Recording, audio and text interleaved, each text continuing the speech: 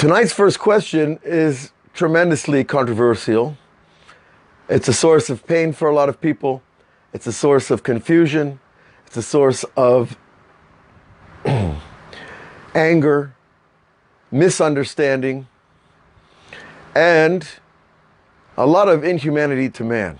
The subject, of course, is gender identity as seen through the eyes of the Kabbalah. And the question that came in, how does the Kabbalah look at gender identity and homosexuality? Well, of course, everybody knows the general injunction in the Torah, in the Bible, about homosexuality.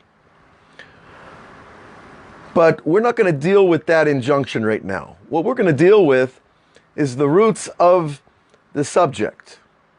And these roots are explained to us very clearly in the book of Reincarnation of Rabbi Chaim Vital. Now, Rabbi Chaim Vital was one of the greatest modern Kabbalists. He lived around 500 years ago in the holy city of Tzfat, here in Israel. Rabbi Chaim was the main student who wrote down all the works of the holy Ari HaKadosh. And in his book on reincarnation, he discusses some of these issues. And I think when we understand the bigger picture about gender identity, it's going to help us heal. It's going to help us understand one another.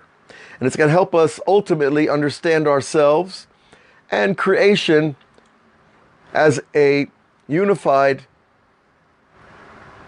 system through which the energy of the Creator flows.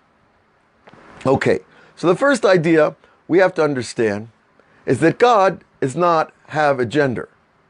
Hashem is not male and he's not female. We refer to him as a male figure most often because we identify him as the giver. Now in Kabbalah, there are two basic flows of energy. There's giving energy and receiving energy. Both are skills that we need to develop as human beings. Both of them are skills that we are not necessarily given when we're raised. Most children, most babies when they're born are extremely selfish because they need to be, because they want to live and survive. But remember, a baby is already born, male or female, in their external body, in the body that they were given to experience life in this world. At the highest level, Hashem created the concept of the masculine and the feminine. This creation of masculine and feminine happened in an extremely high place in the worlds of Kabbalah.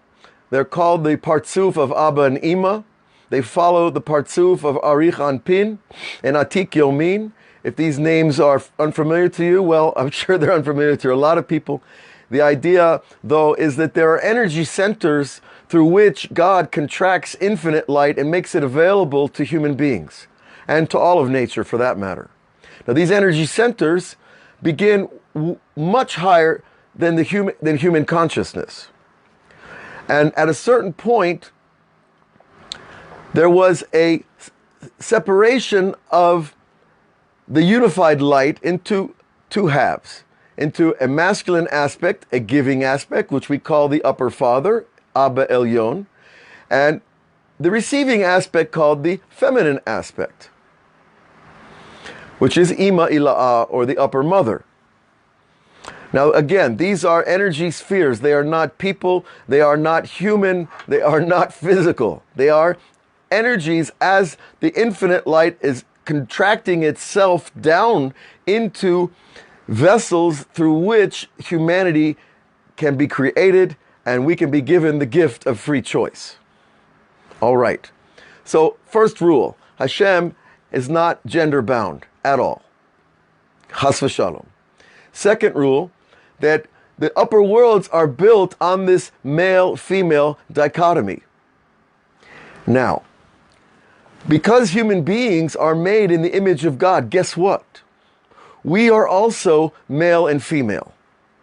We are born as a male or a female, again, as I said, in our body. But in heaven, at the root of our souls, we are both male and female. And so when you hear the old cliche about, oh, I want to meet my other half.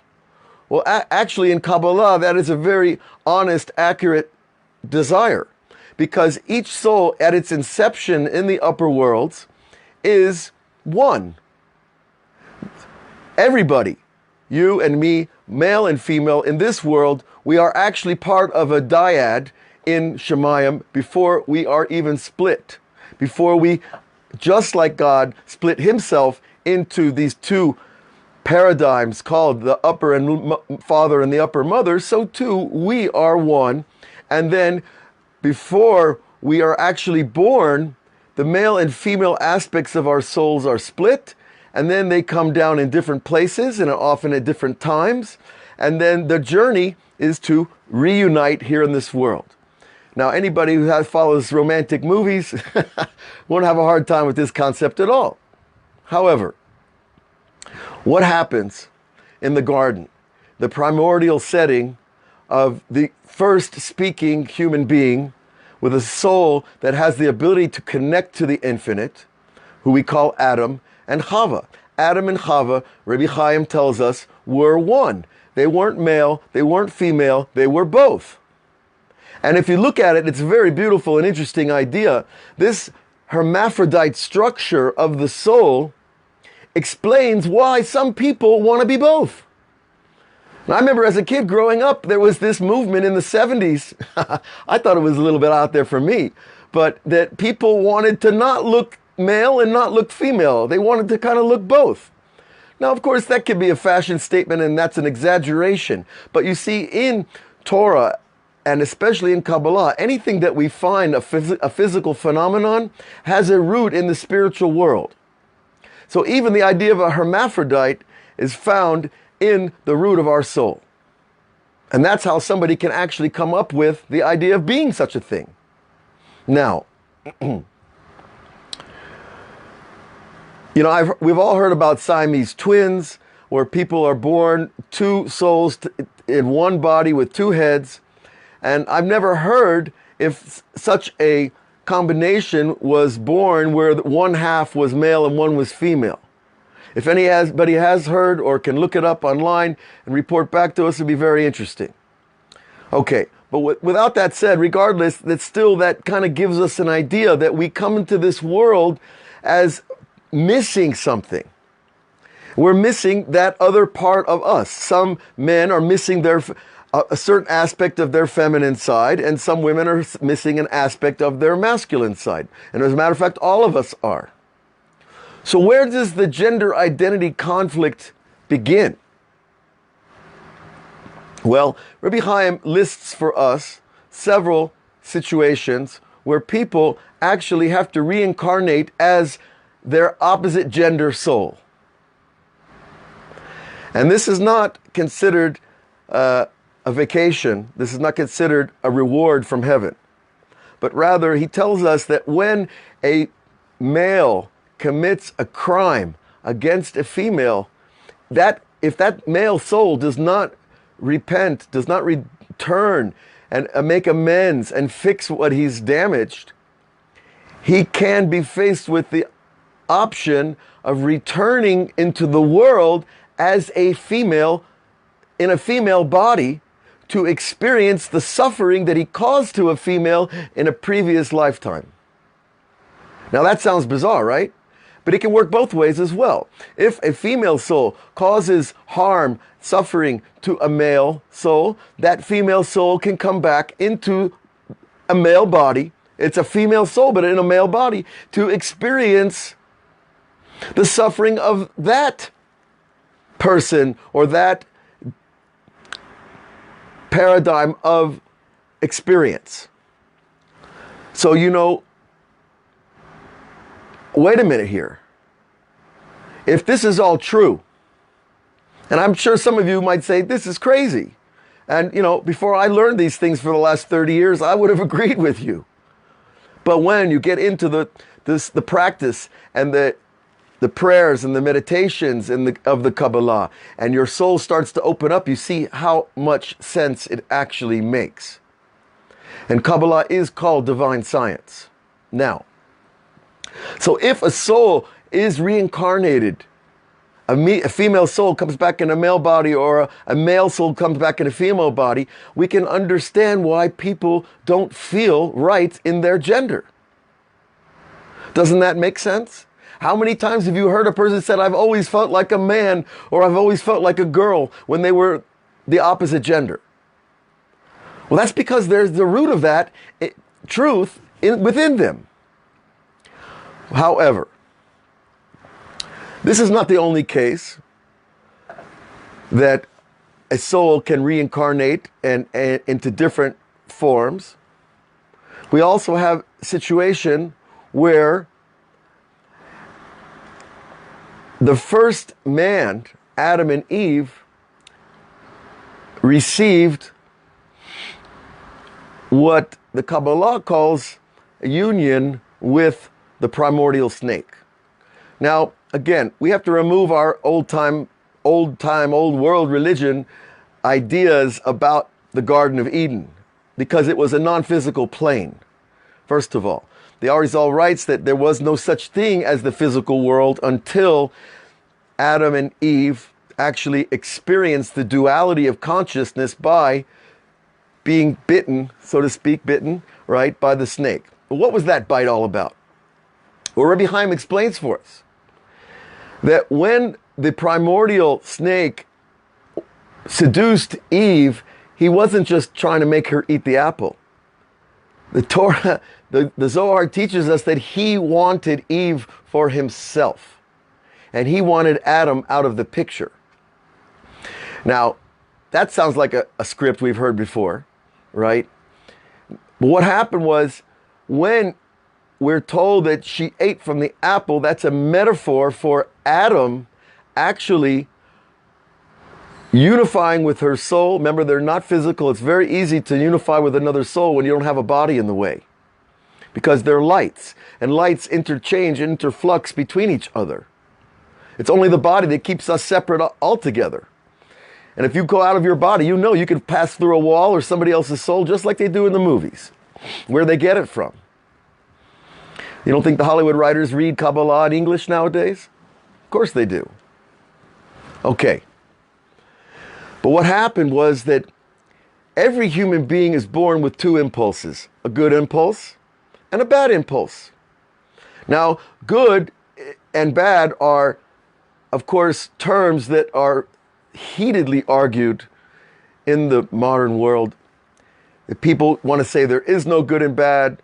Some people say it's all good, and so you do whatever you want. And these things are violations of the philosophy of the Torah and the Kabbalah, because in their roots in heaven, everything is all good. But when they get expressed down here in the vessels of this world, then there's a split again between what's called good and what's called evil. Now, good is order in a general sense, and chaos is called evil. Now, chaos just means things aren't in their place. Now, what happens to the soul? What happens to Adam and Eve, Chava and Adam, is that when the snake unifies with Chava, he also unified with Adam. And what happened? He mixed up their souls together in order that Adam received part of Eve's soul and Eve received part of Adam's soul. And so Adam, whose natural built-in inclination was to be with his wife, had an additional desire added to it because of the snake. And that was Eve's desire for man. Do you hear this? And that the same thing happened to Eve, that Eve's natural inclination was for her husband. But when the snake came along and mixed up the powers, she got a little dose of Adam's desire for women. And that explains another huge piece about homosexuality. That we are born with inclinations. All of us. And this should reduce a lot of shame that people bear. People, as a therapist, I can tell you, a lot of people are sitting on a lot of shame. And one of the biggest shames is gender identity and attraction to the same sex. And certainly that's why there's people marching in the streets. I think it's Gay Pride Month or something.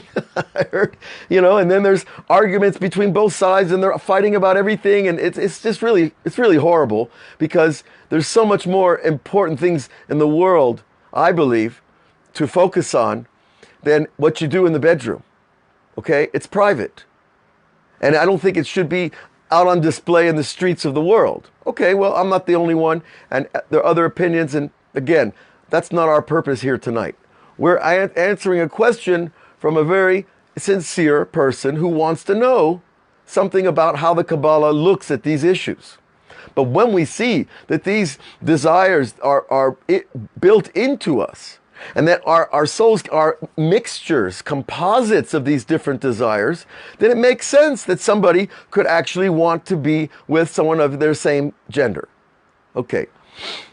However, the Torah comes along and says, no, you can't sleep with the same gender. If you're a man, it's considered a very severe penalty. If you're a woman, it's considered less severe, but also highly, shall we say, marginalized. Why? Well, because when we go back to the idea of order and chaos, the world was chaos for 2,000 years. The first 2,000 years, anybody could do anything they wanted. There was no police force. There was no 911. There was the stronger guy and the weaker guy, the stronger woman and the weaker one.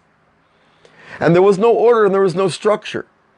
Avraham Avinu came along, Abraham, the first patriarch, and he said, we need order, we need structure, we have a tradition from Adam. Now, they didn't have the Torah as we know it, but they had a monotheistic tradition from Adam. And remember, Adam was the first prophet because God spoke to him, and he spoke back. They had a conversation. So the whole purpose of creation is to bring order to chaos. And part of the way that the Torah attempts to do that is to give society structure through proper, healthy relations between men and women.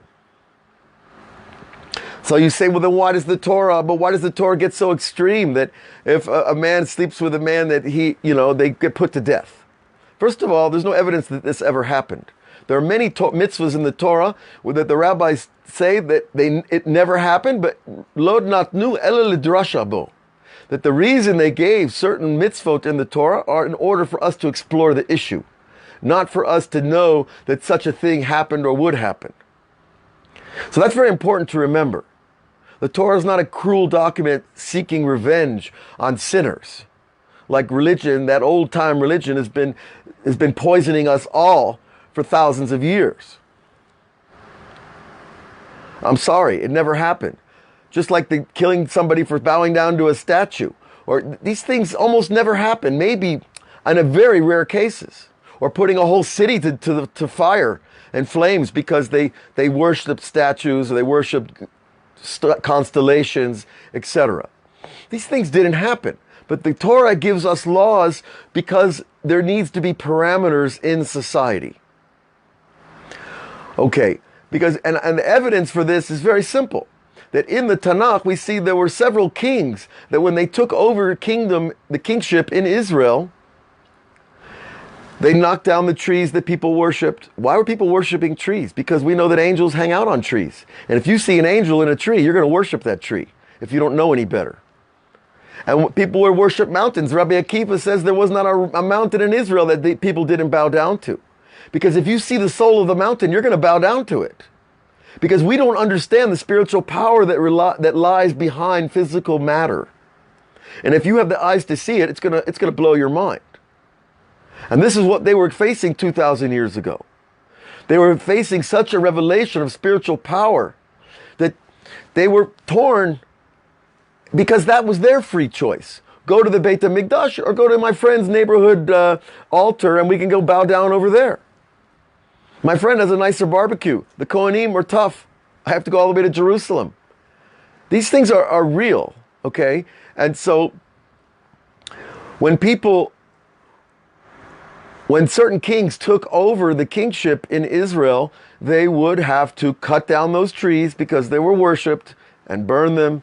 And they had to knock down the altars that they used to bring sacrifices to various entities.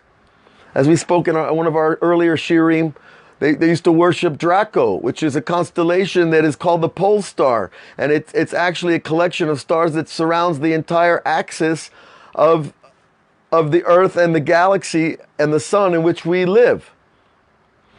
And so when we understand that, we can understand why they would worship these powers.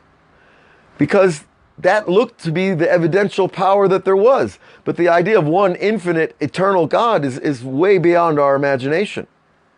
Okay, with all that said, some of the kings, I remember 3 of them. Asa was one of them. And 2 other great-grandsons of King David, they didn't put homosexuals to death. That's just an exaggerated notion. What they did was they gave them cities. They gave them their own cities. Now, am I advocating this? No. Who am I? I'm not a politician, and I'm not a geographic designer of societies. But I know that the Torah has answers to today's problems if we're willing to look in the right way. Now, most homosexuals say, I'm not moving. Why should I leave my home? Why should I go out of the city? And I'm not suggesting that. I'm only suggesting that we open our minds to understand ourselves. To understand that when a person feels torn between his gender, it might well be because he's a composite soul. And that's really where I have to look. And that's where I can find my peace. Okay? So for anybody that's struggling with these issues, it's time to back down and to meditate and to take some time alone and to really sit with myself and ask myself a question: who am I? Or what am I made of? Or who made me? And why do I feel this way? Now, I'm sure people have, and it's not an easy thing. And I've had clients that have struggled with these issues for years. You know, I had a client who changed his sex and then wanted to change back again because he wanted to have babies. You know, it's a hard way to live, you know, to go through these subjects. And I think what we need is compassion and understanding, and we need knowledge. And I don't believe that any systematic body of knowledge can answer all the questions like the Kabbalah can. So I hope this has been helpful. There is much more to be said. And in the future, perhaps we'll open up the books and look inside and read some of the language of the great Kabbalists of the past. But I've tried to give over here as a shortened version of some of these ideas. And I hope that it's helpful to people to really build compassion for themselves and others, and to get off this me or you, this us and them, this conflictual stance that only creates strife. And this reason that there's strife is because I don't have inner peace. And instead of dealing with my lack of inner peace, I look outside in the world and find more fights to fight. And I don't think that's really why we're here. Okay. So I hope that touches the first question.